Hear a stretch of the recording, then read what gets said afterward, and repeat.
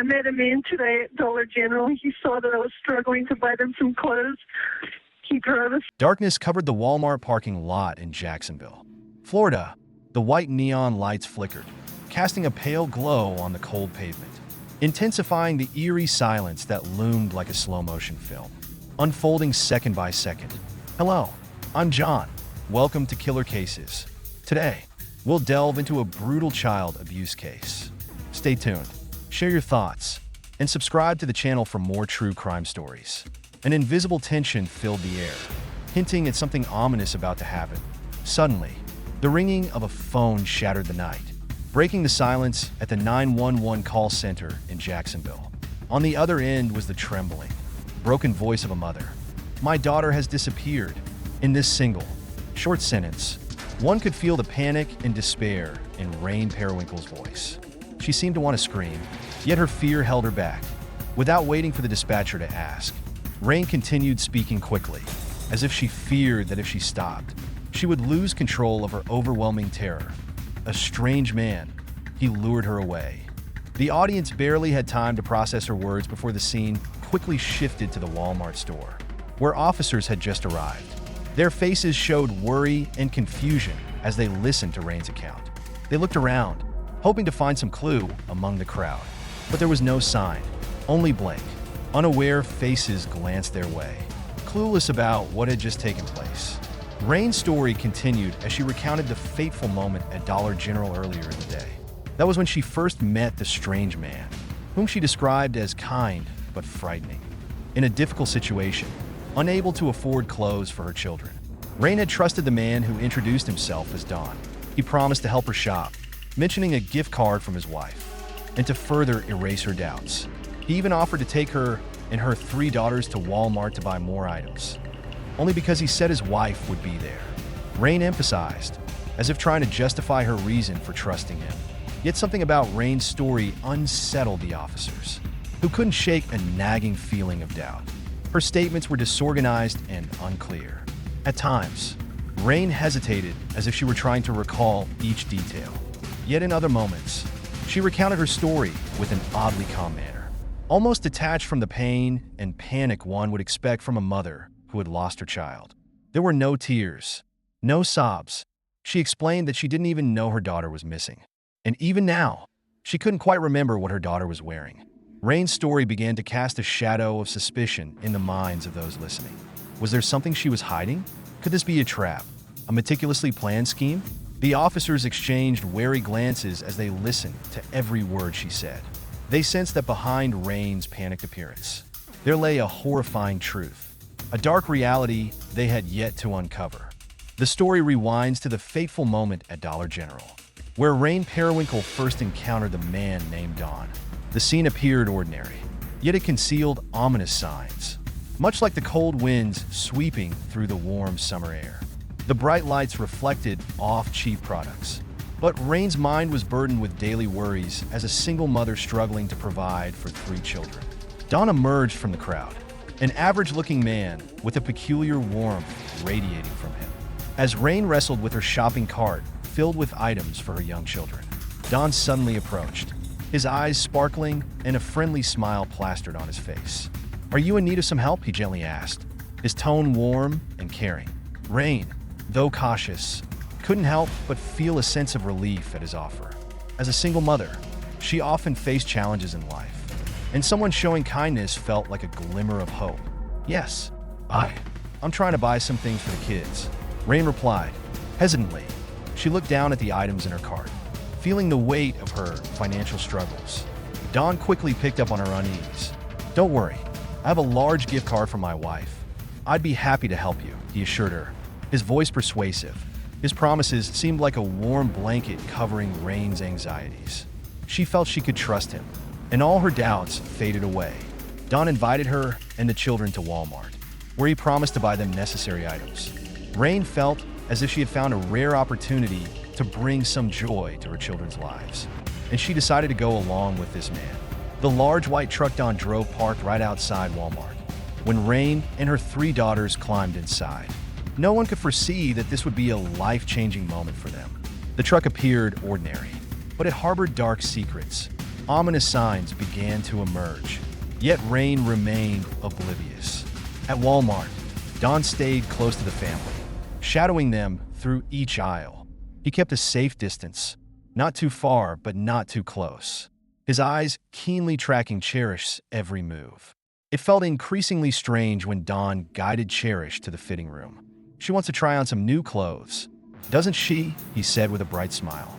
Rain, still perceiving kindness in Don's demeanor, allowed him to lead Cherish into the fitting room, completely unaware of the danger lurking beneath the surface. "I'll be right here. Just call me if you need anything," she said to her daughter, her heart filled with trust in this stranger. However, in the depths of his mind, Don was plotting a horrific scheme. With each passing second, Rain's instincts of caution faded as Don approached Cherish with a calculated gentleness. His actions, though seemingly natural, sent chills down the audience's spine. He deliberately extended the time spent with Cherish, each minute creating more distance between Rain and her daughter. As these unusual events unfolded, an overwhelming sense of suspense filled the air, and viewers couldn't help but worry for Cherish's fate. In no time, Don had managed to pull Cherish out of Rain's line of sight, leading her deeper into the store, as if guiding her into a carefully laid trap. A familiar scene transformed into a nightmare. A stranger, a white truck, and an innocent child being lured into danger. Would Rain realize these alarming signs before it was too late? The answer awaited them ahead, where fate would decide everything. The scene shifts to a dimly lit interrogation room at the police station, where detectives sit around a large screen, the light from the display reflecting off their faces, creating a tense and heavy atmosphere.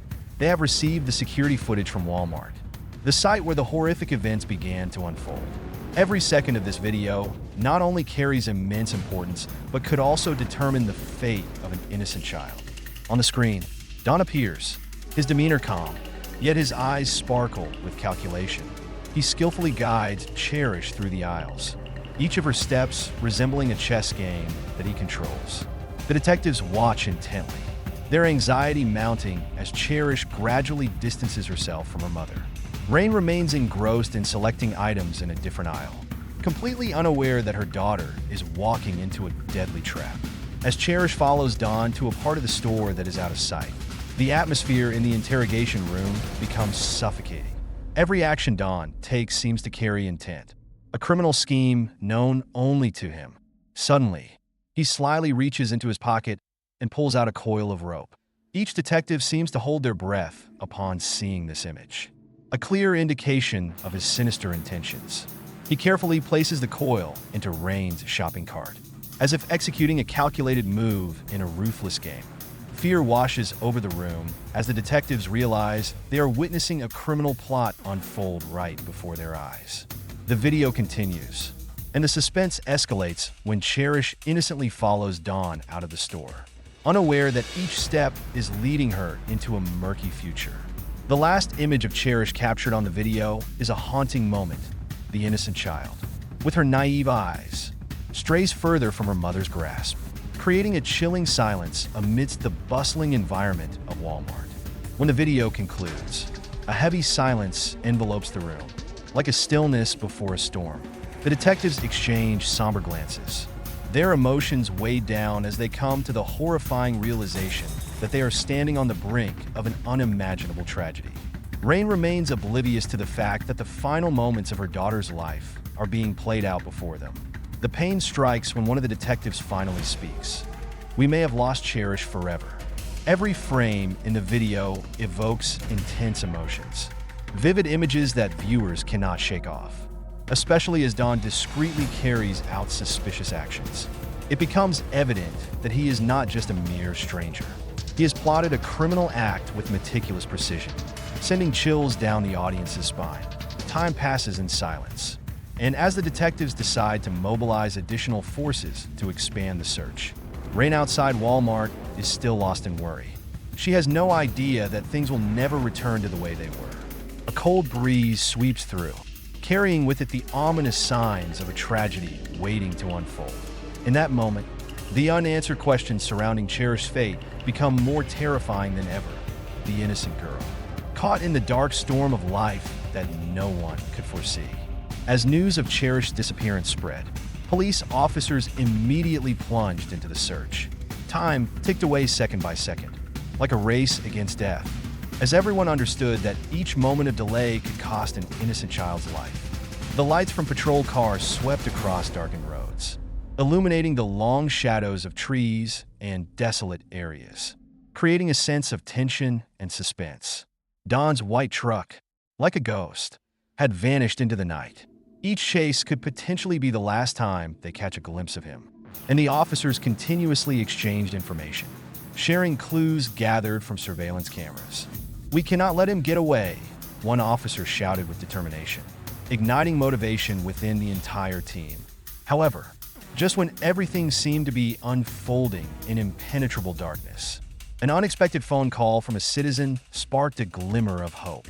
"I saw a white truck parked behind Highlands Church." The caller's voice trembled slightly, filled with anxiety but also hope. The police immediately dispatched forces to the reported location, their hearts racing with both excitement and apprehension. Upon arrival, the scene became more vivid than ever. Officers moved into the area surrounding the church, searching for traces of the truck, when suddenly one officer shouted, "Over here! There's something!"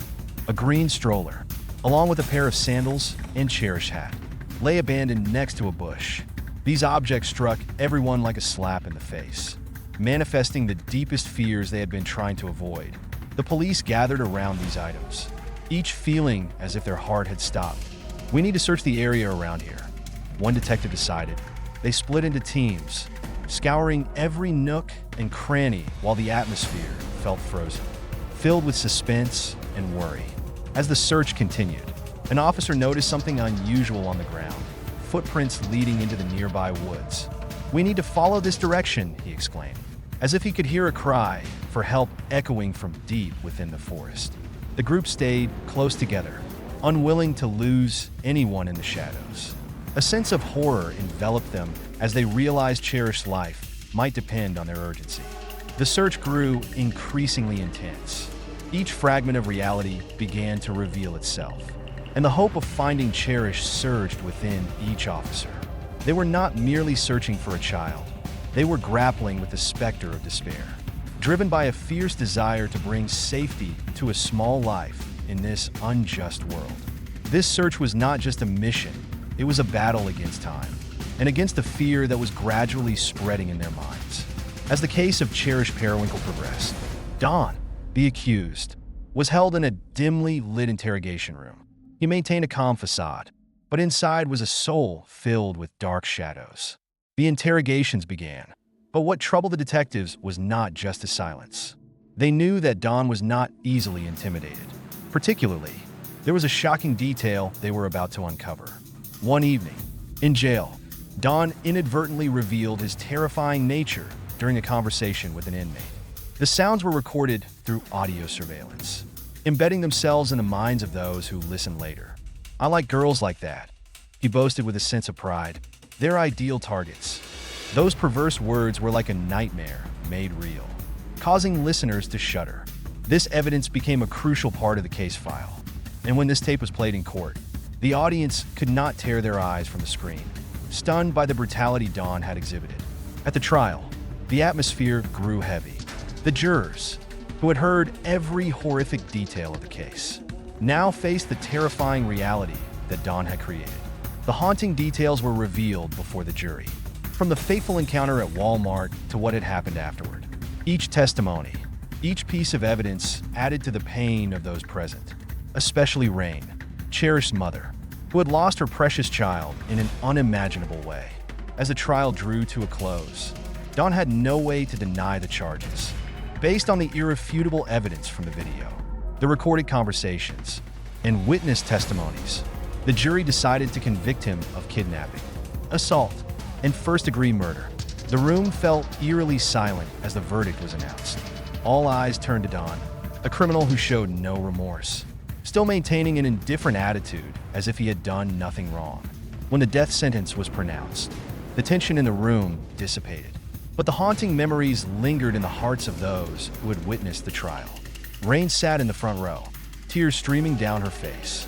Her heart shattered as she thought about the price paid for this cruelty.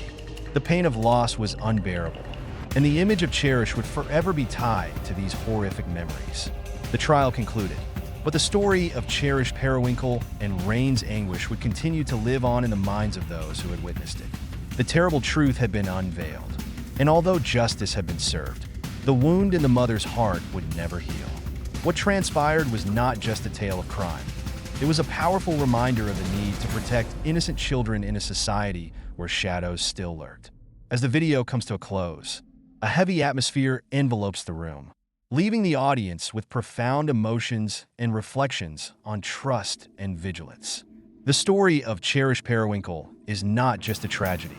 It is a heartbreaking lesson about the hidden dangers in everyday life, where kindness can sometimes be exploited in a cruel manner. The final image etched in everyone's mind is of Rain, the mother who has lost her beloved child. She stands silently, her eyes filled with tears, her gaze distant, seemingly unable to accept that her daughter is gone. The beautiful memories of Cherish, the bright smile, the cheerful laughter, and the sweet moments they shared now only linger as dark fragments in her mind. A sense of emptiness envelopes Rain, and everything around her seems to fade away, leaving only the indescribable pain. Everyone must confront the reality that blind trust can lead to severe consequences. Rain and Cherish's story serves as a powerful warning about the dangers of placing trust in strangers without careful evaluation. No matter how sincere the sweet words may sound, there can be dark schemes lurking behind them that we cannot foresee. The video is not merely a tale of crime. It conveys a strong message about the responsibility of every parent to protect their children. Parents need to educate their children about vigilance, helping them become aware of the potential dangers around them. Teaching children how to recognize and deal with strangers is not just a matter of immediate protection, but a necessary preparation for their future. As the painful images of Rain and Cherish fade, the message lingers in the hearts of every viewer. Sometimes, a little skepticism can save a child's life. This is a harsh but essential reality. Do not let trust become a trap. Always question and doubt in situations where you feel uncertain. Every moment and every decision can impact the safety of our children. In the end, the audience leaves with troubled minds, questioning whether they have the discernment to protect their loved ones. The sorrowful image of Rain will forever be etched in their minds, serving as a reminder of the value of vigilance and the protection that everyone needs in life. Cherish's story will not only be a painful memory, but also a driving force that motivates people to take action to prevent similar tragedies in the future. Thank you for joining me as we revisited this tragic case. I'm John, this is Killer Cases, and I'll see you in the next video.